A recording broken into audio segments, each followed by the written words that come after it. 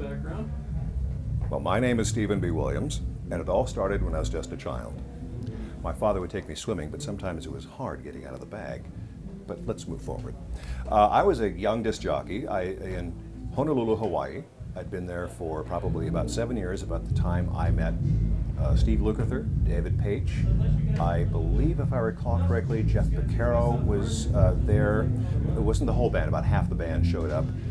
With a friend of mine who is still living over in Hawaii. He's a caterer, and he caters all the rock shows. And he'd gone to school with these guys here in Hollywood. So he knew them, and he brought them. He said, they brought their acetate, their very first record. It was Hold the Line.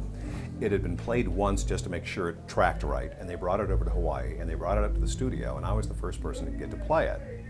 And they just showed up unannounced, because I knew Steve Ozark is the guy's name, the mutual friend that we had.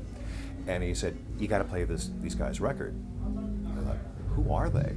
So he started running down the laundry list of their recent accomplishments. The Boz Scaggs Silk Degrees album, the Lowdown album. I think a couple of them were on Al Stewart's Year of the Cat album, which was a monster at the time. And he just kept going down this list.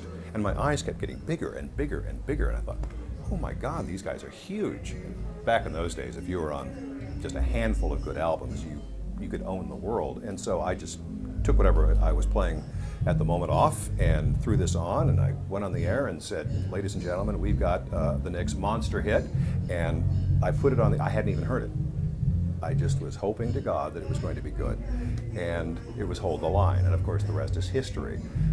They were opening for Peter Frampton, who was going to be playing at the HIC, which is the big arena there in Honolulu that night. And I was blown away by the record, but everyone was blown away by the show, because here were these people who, as far as the buying public was concerned, were nobodies because they hadn't fronted their own act yet, but they had been on these fabulous albums. But they just showed up and they blew everyone away. And fortunately, there was a good act to follow, because it would have been embarrassing had it not been someone as big as Peter Frampton at the time. But it was a fabulous show.